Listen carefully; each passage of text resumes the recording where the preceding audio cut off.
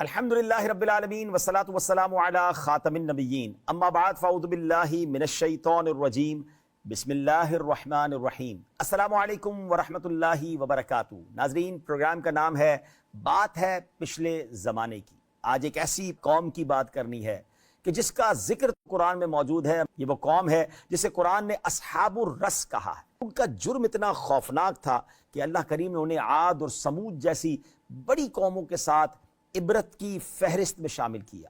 سوال یہ ہے کہ رس کیا تھا؟ کیا یہ کوئی شہر تھا یا پھر وہ خونی کنواں تھا جس میں ایک زندہ نبی کو دفن کر دیا گیا تھا؟ اللہ کریم نے قرآن مجید میں اصحاب الرس کے نام سے قوم کی سرکشی اور نافرمانی کی وجہ سے اس کی ہلاکت کا ذکر فرمایا۔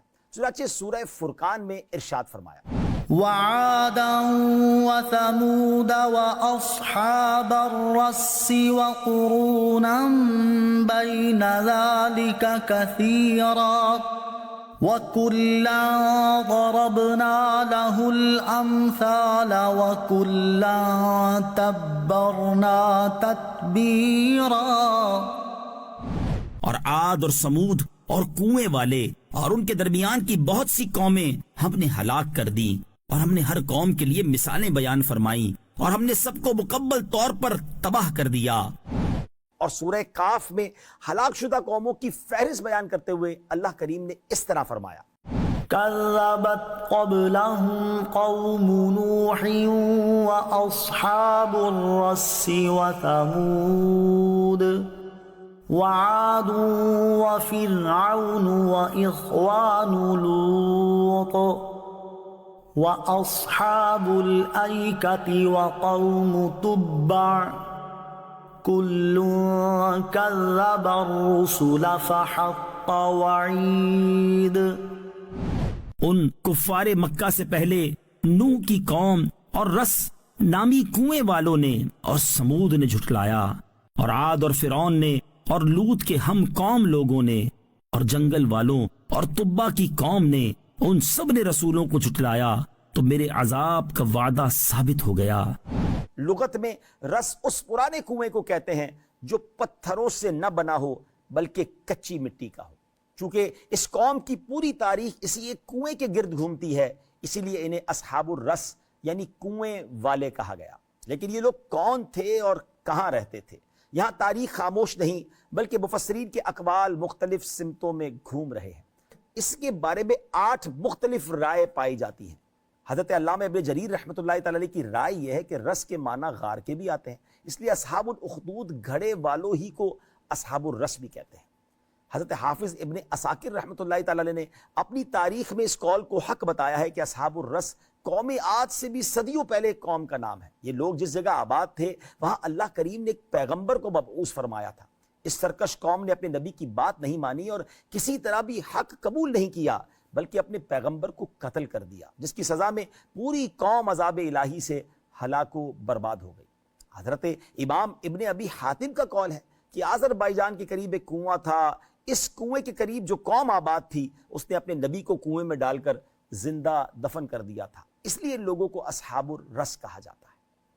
ایک اور قول یہ ہے، حضرت قتادہ رحمۃ اللہ تعالی علیہ فرماتے ہیں، یمامہ کے علاقے میں فلج نامی ایک بستی تھی، اصحاب الرس وہیں آباد تھے، اور یہ وہی قوم ہے جس کو قرآن مجید میں اصحاب القریہ بھی کہا جاتا ہے، اور یہ مختلف نسبتوں سے پکارے جاتے ہیں۔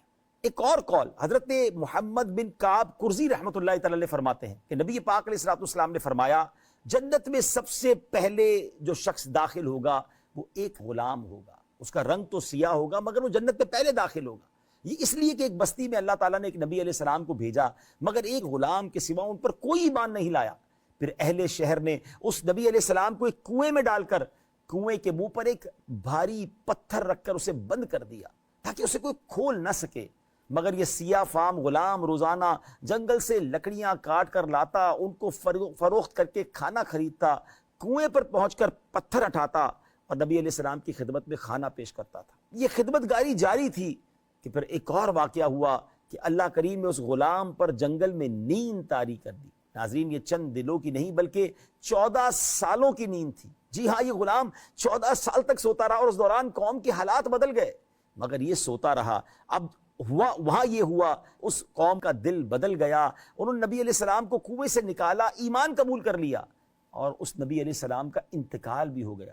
14 سال بعد اس غلام کی آنکھ کھلتی ہے، وہ دوڑا دوڑا کنویں پر پہنچا کہ میں سوتا رہ گیا اور نبی علیہ السلام کو آج کا کھانا نہیں پہنچا ہوگا، مگر اسے کیا معلوم تھا کہ 14 سال گزر گئے۔ اور جب اس نے معلومات کی تو پتہ چلا کہ حالات بدل گئے، کنویں میں نبی علیہ السلام نہیں بلکہ ان کو تو لوگوں نے باہر نکال لیا تھا، توبہ بھی کر لی تھی، ان پر ایمان بھی لے آئے تھے، مگر کچھ دنوں پہلے ہی اس نبی علیہ السلام کا وصال ہو گیا تھا۔ یہ غلام اپنے پیارے نبی سے مل تو نہ سکا، مگر سبحان اللہ اسی غلام کے متعلق میرے آقا نے ارشاد فرمایا جنت میں سب سے پہلے ایک سیاہ فام غلام جائے گا۔ ناظرین، خلاصہ کلام یہ ہے کہ اصحاب الرس کے بارے میں قرآن مجید سے اتنا تو پتہ چلتا ہے کہ ان لوگوں کا وجود یقیناً حضرت عیسیٰ علیہ السلام کے درمیان کے زمانے کی کسی قوم کا تذکرہ ہے یا کسی قدیم العہد قوم کا ذکر ہے۔ قرآن مجید نے اس کے بارے میں کچھ بھی بیان نہیں فرمایا، اور مذکورہ بالا تفسیری روایتوں سے اس کا قطعی فیصلہ ہونا بھی بہت ہی مشکل ہے۔ ناظرین، یہ واقعات بتا رہے ہیں کہ ایک ایسی قوم تھی کہ جس نے سرکشی کی، ان کا نام و نشان بھی مٹ گیا۔ وہ کہتے نا، اگر نہ آج سدھرو گے تو ایسا نہ ہو کہ تمہاری داستان بھی نہ ہو داستانوں میں۔ تو ہمیں بھی توبہ کرنی ہے، ہمیں بھی اللہ کو راضی کرنا ہے۔ اور یہاں ایک اور بات سیکھنے کو مل رہی ہے، لوگوں کو اپنے حسن و جمال پر بڑا ناز ہوتا ہے، لوگ اپنے ظاہری باڈی کو، ظاہری اپیرنس کو بہت اچھا کرنے کی کوشش کرتے ہیں، مگر یہ نہیں معلوم ہوتا کہ اصل خوبصورتی دل کی ہے، ایمان کی ہے۔ سارا شہر، سارا علاقہ اللہ کے نبی کا نافرمان تھا، ایک سیاہ فام جو بلیک اسکن والا غلام تھا وہ اس نبی کا ماننے والا تھا۔ جنت میں پہلے جانے والا وہ ہوگا کیونکہ وہ ایمان والے تھے، انہوں نے اللہ کے نبی کی خدمت کی، سارے شہر کو چھوڑ کر اللہ کے نبی کی خدمت کر رہے تھے۔ اس سے پتہ چلا کہ چہرہ کیسا ہی نہ ہو، کیوں نہ ہو، اصل دل کا اجیالہ پن جو ہے نا وہ ضروری ہے۔ اور کسی کے کلر کو دیکھ کر، کسی کے چہرے کو دیکھ کر اس کا دل نہیں دکھانا ہے، بلکہ ہر مسلمان کی عزت کرنی ہے۔ اور یقیناً اللہ کی بارگاہ میں تو پسندیدہ وہ ہے جو زیادہ تقوی والا ہے۔